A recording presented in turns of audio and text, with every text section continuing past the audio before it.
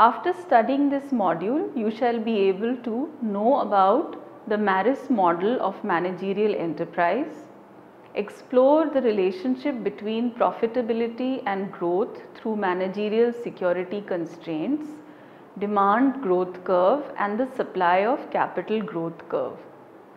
Learn about the utility level of managers and owners and their impact on management's decision.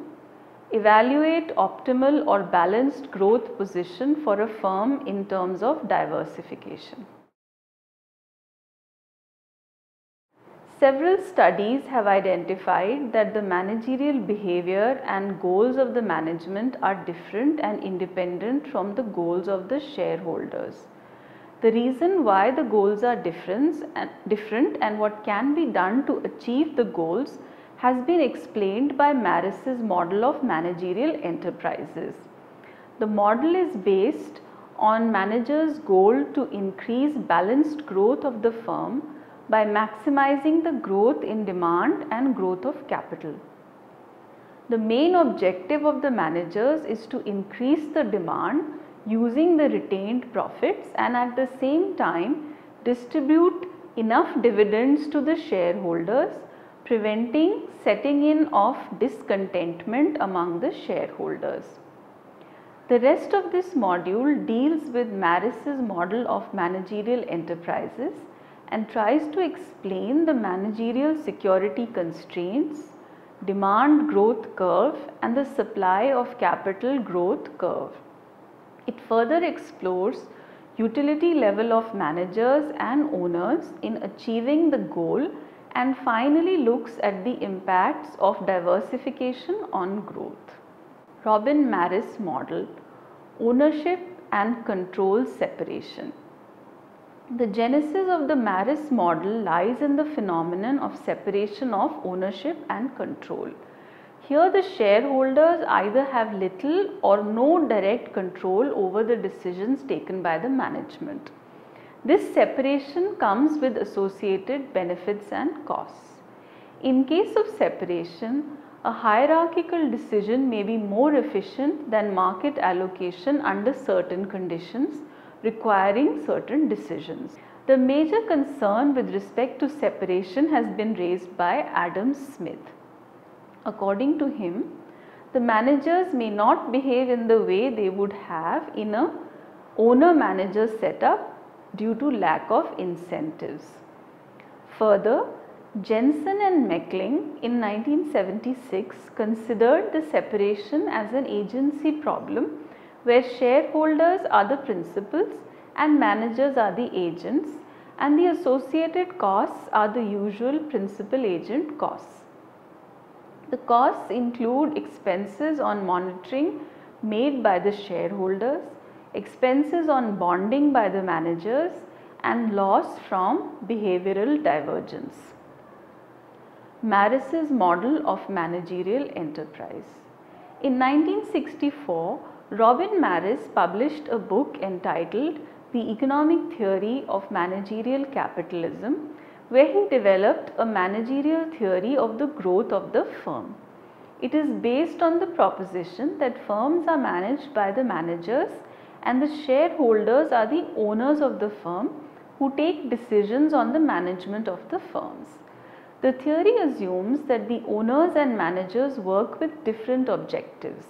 The managers aim at maximizing the growth of the firm, while the owners' aim is to maximize the profits through dividends and share prices.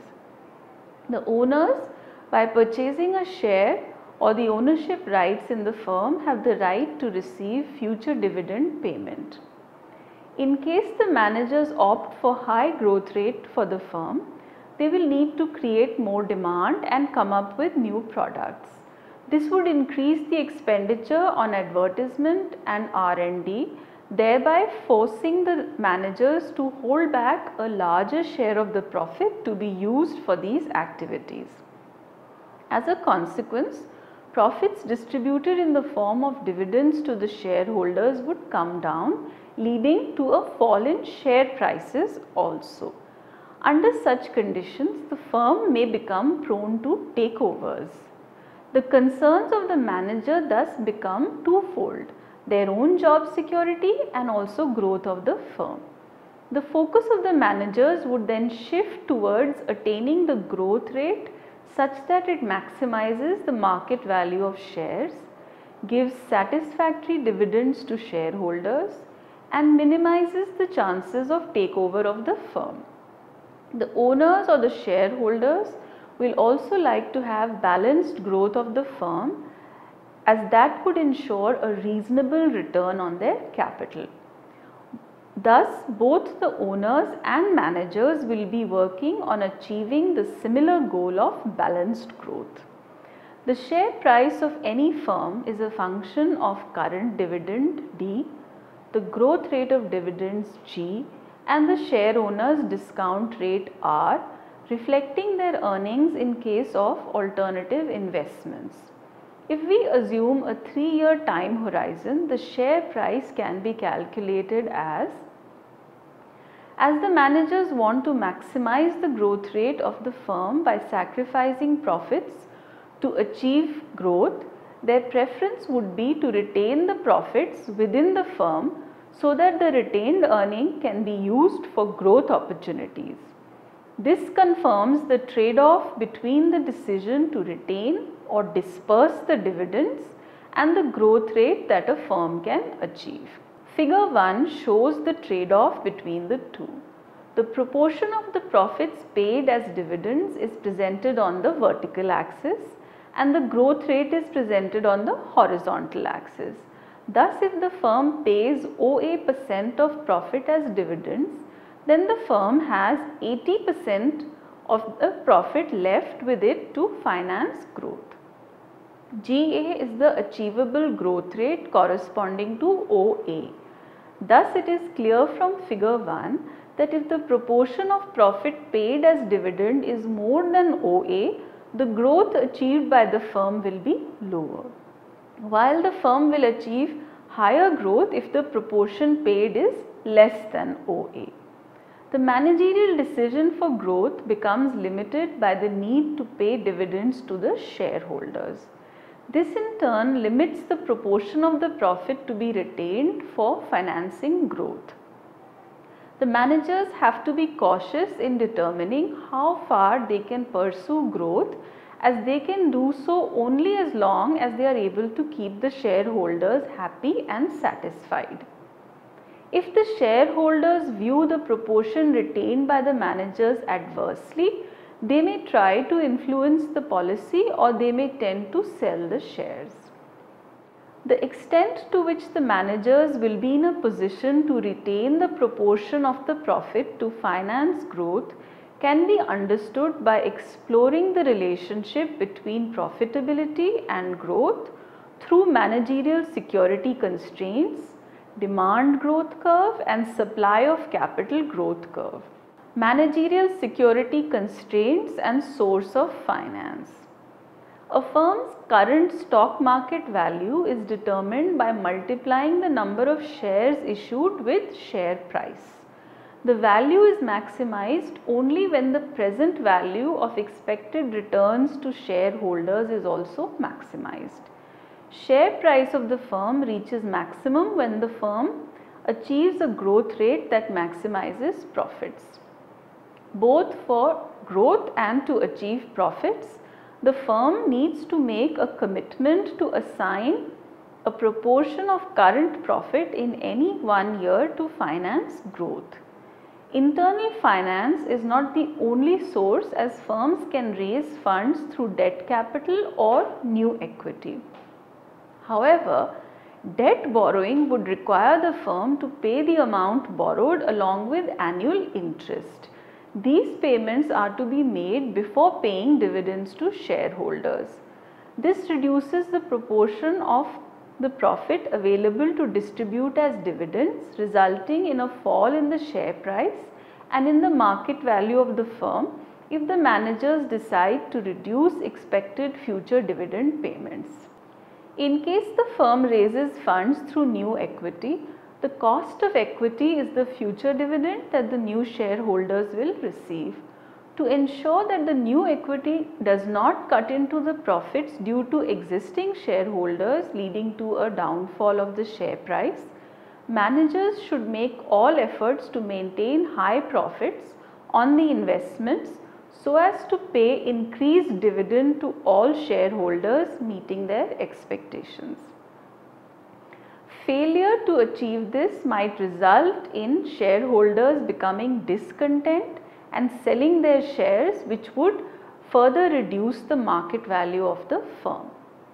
Another major constraint for managerial pursuit of growth is the response of shareholders to future performance of the firm.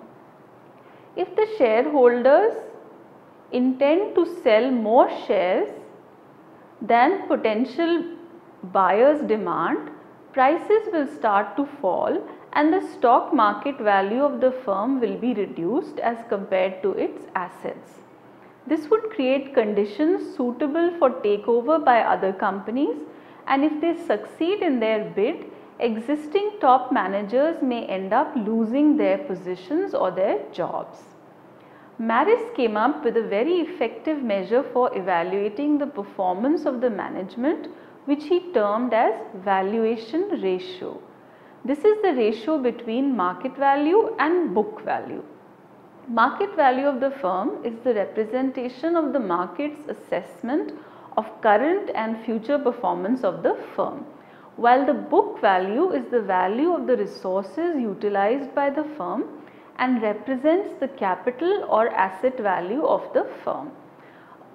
A firm is considered to be in a weak position if the valuation ratio is less than 1, as its market value is less than the value of the assets it is utilizing.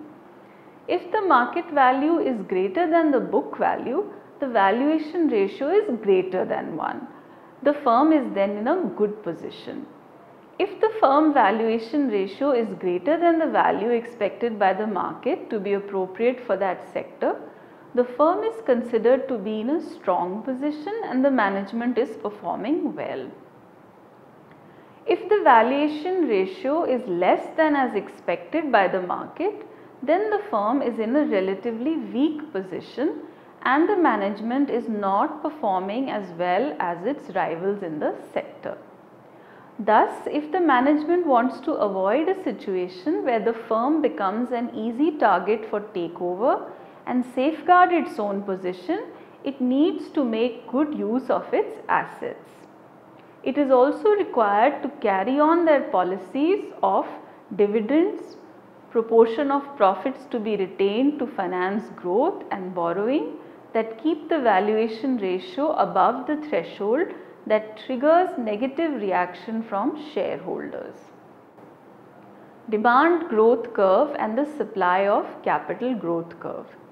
Radis in 1971 developed a scheme to illustrate the Marris model showing the objectives and behavior of owners and managers, the financial constraints and relationship between profit and growth. The demand growth curve and supply of capital curve are used to show the two-way relationship between growth and profitability. The demand growth curve shows the growth rate of demand and its relationship with profit rate that the firm can earn. Initially, high growth rate leads to higher profits. However, as the growth rate further increases, the profit declines as the curve initially rises and then declines. This is because to achieve higher growth requires lowering of prices, increased expenditure on advertising and developing new products which would eventually lower the profits earned.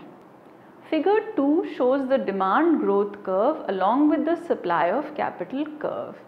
As seen in the figure, the growth rate of demand that maximizes the profit is GA.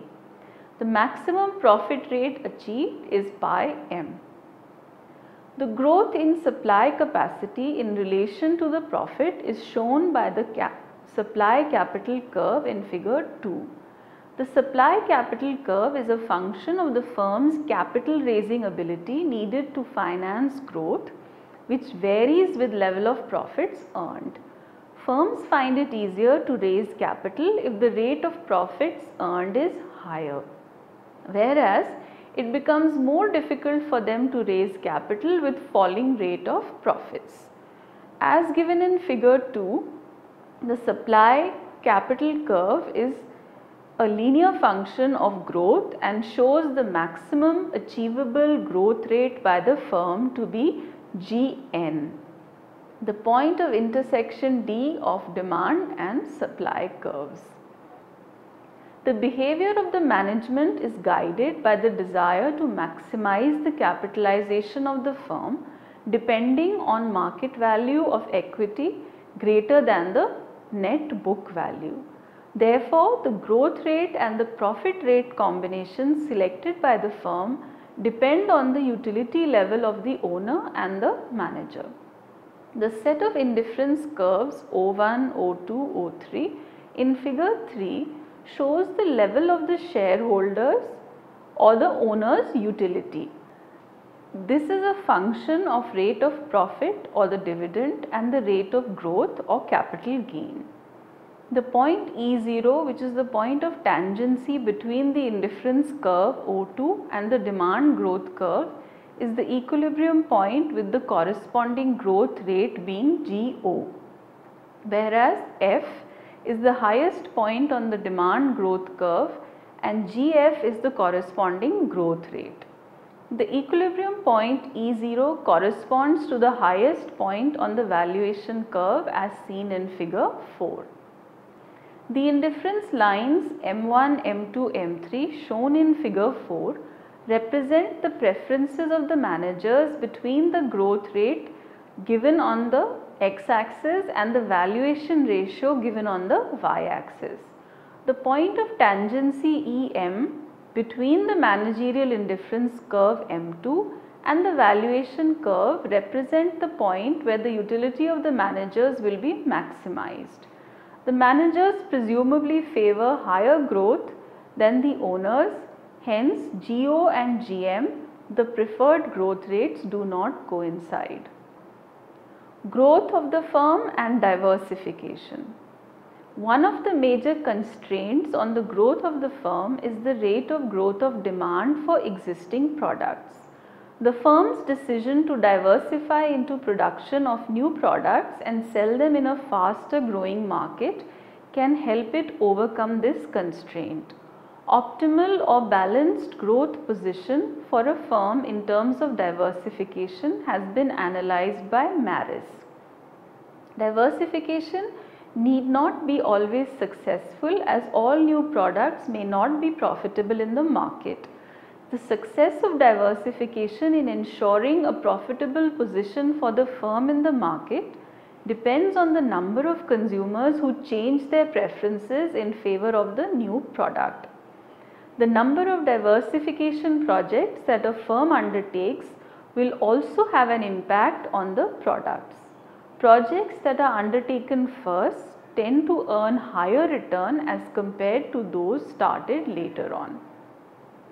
Figure 5 shows the relationship between growth in demand and diversification for different levels of profit. The curves slope upward towards the right with a diminishing slope. Each of the curves represents the demand growth curve in relation to different level of profit, with d pi 1 representing a lower level of profit as compared to d pi 2 and d pi 3. Thus, it is clear from the figure that for a given rate of growth of demand OG2, as the level of diversification increases from R1 to R2 to R3, the level of profit also increases. Thus, for a given level of diversification OR2, the growth rate associated with lowest profit level of d pi 1 is OG1, while with d pi 3 it is OG3. Profits are lower on d pi 3 as additional cost is required to achieve high growth rate for consumer demand. Thus, it can be concluded that if the expenditure on selling the new product of a diversified firm is higher, then for a given rate of diversification and a given price of the product, profits will be lower. The relationship between the rate of growth of supply and rate of diversification represented by supply curve S pi is shown in figure 6. In case of diversification projects, rate of growth of supply of resources is a function of the ratio of dividends retained or disbursed. It has been found that as the retention increases, rate of diversification achieved also increases. If it is assumed that there is a limit to the level of diversification achieved by a firm, then the maximum achievable diversification is given by OR4. The supply curves slope upward from right to left with diminishing slopes. From figure 6, it becomes evident that for a given growth OG1, higher level of profits allow for higher rates of diversification like R1, R2 and R3. For a given level of diversification R1, higher the profits associated, higher the growth achieved. Thus, the growth in supply OG3 is associated with S pi 3 and OG1 is associated with S pi 1. Figure 7 is obtained combining figure 5 and 6, which gives the equilibrium outcome of the diversification and growth. The point of intersection of the growth and demand curves for each given level of profit gives the equilibrium position for each level of profits. The dotted line LMN obtained by joining the intersection points or the equilibrium positions gives a balanced growth level. Thus, for any given level of profit, there exists an optimal combination of growth and diversification. Marris model is based on the proposition that firms are managed by the managers and the shareholders are the owners of the firm. Managers aim at maximizing the growth of the firm. Owners maximize the profits through dividends.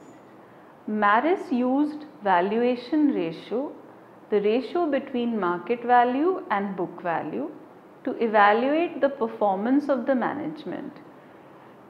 Value greater than the value expected by the market to be appropriate. The firm is considered to be in a strong position and the management is performing well. The demand growth curve and supply of capital curve is used to show the two-way relationship between growth and profitability. Demand growth curve initially rises and then declines as the profit declines after a certain point. Supply capital curve is given as a linear function of growth. Owner's utility is a function of rate of profits or the dividends and rate of growth, which is the capital gain. While managers presumably favor higher growth than the owners, hence their preferred growth rate does not coincide with the owners. Optimal or balanced growth position for a firm in terms of diversification has been analyzed by Marris. If the expenditure on selling the new product is higher, then for a given rate of diversification and a given price of the product, profits will be lower. Rate of growth of supply of resources is a function of the ratio of dividends retained or disbursed. The higher the retention, higher level of diversification achieved.